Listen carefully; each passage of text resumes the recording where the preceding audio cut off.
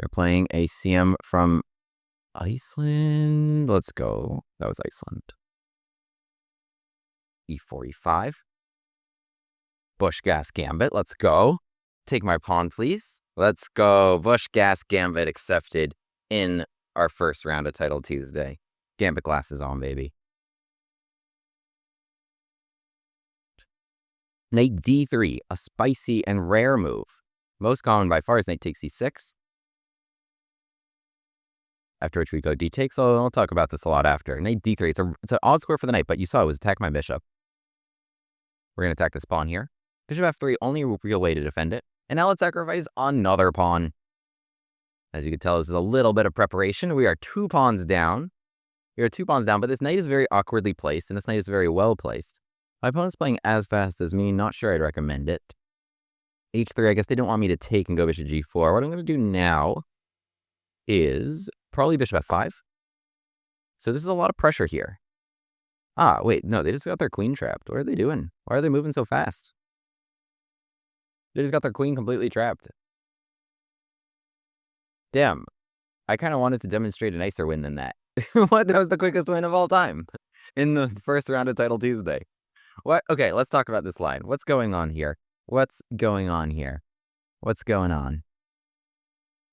How did that happen? We just won. We just won. That's what happened. Okay, let's have a look here.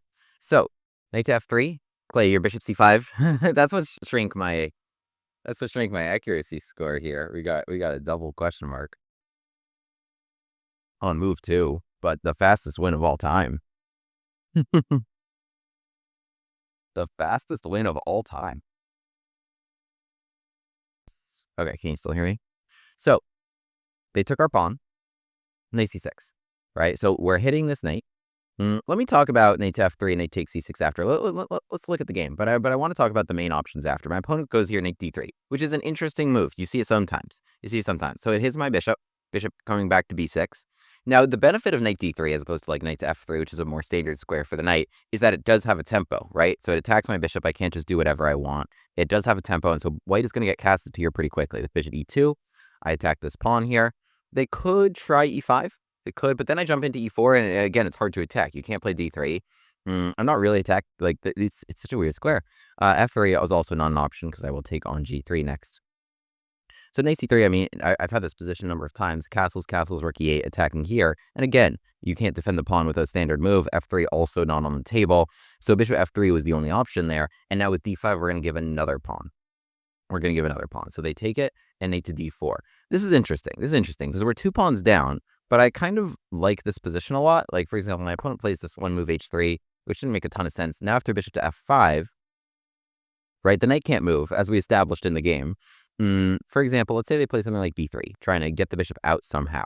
What I'm going to do is probably take this knight, force this really awkward C takes D3 capture. Right, so this knight will stay here forever. No pawn will ever attack it. And now I have this really nice maneuver, knight to D7.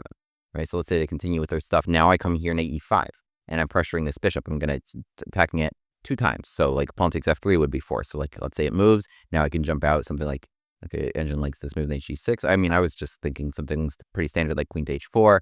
Rook's going to come around. Knight's going to come, like knight G6, knight F4. I have all these threats suddenly pouring into the king side, which I really wanted to demonstrate. That would have been like a lot of fun to play. Whereas white's 2 pawns up, but like their 2 pawns are like here, and you're like their pieces suck and mine are great. So it's actually a really interesting twist on the gambit here. We're using our initiative for kind of a really novel sort of setup.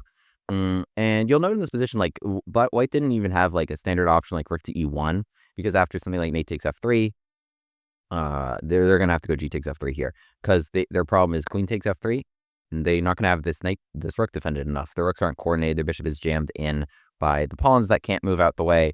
After bishop takes D3, now there's no defender of the rook. If you take here, takes, and you're gonna lose. I'm gonna go here. I'm going to take F2 and like checkmate you here. So it's pretty nasty stuff with knight to D3, right? So this is what we want to do. We want to play D5, give that pawn another one for even more rapid development. Knight D4, bishop F5, pouring in with the pressure here, here, and here. Then we make that maneuver, knight D7, knight E5. So it's pretty fun, and we're taking advantage of, even though we're a pawn down and then 2 pawns down, the awkward placement of our opponent's pieces. Knight takes d5 is another option. We could take e4 here to make sure we're only down 1 pawn, and like the knight's hit a little bit, like we would trade on b6. We could use that maneuver. I've played like this before. I've also played with knight takes d5, just staying 2 pawns down, knight d4.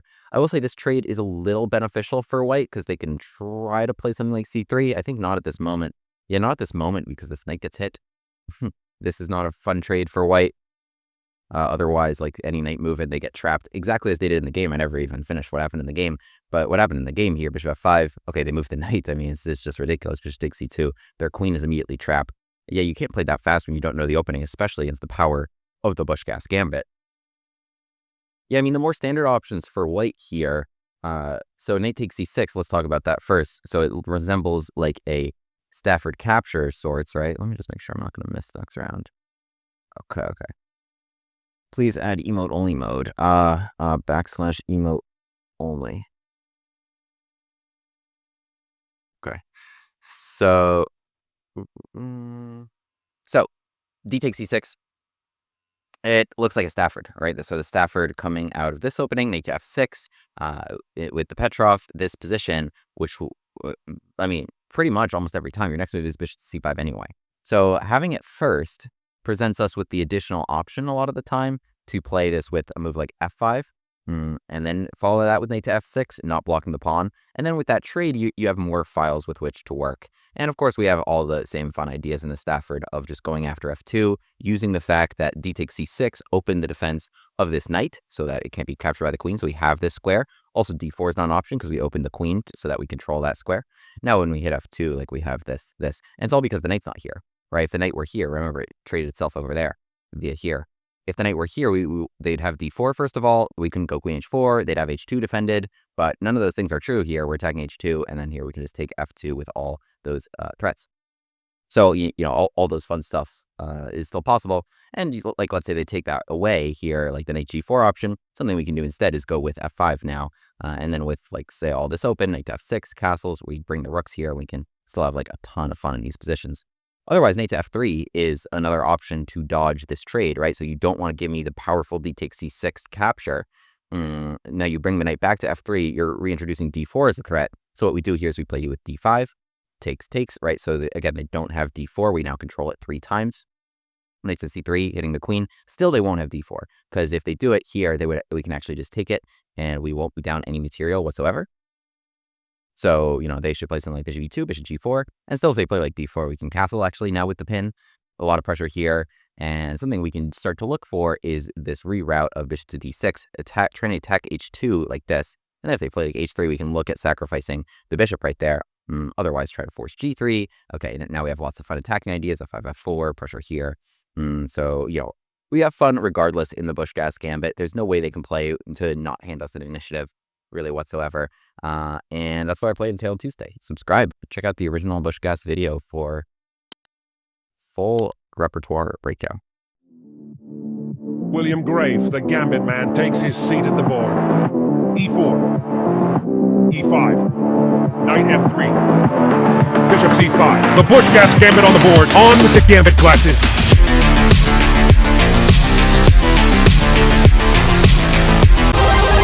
Hero pawn unlocked.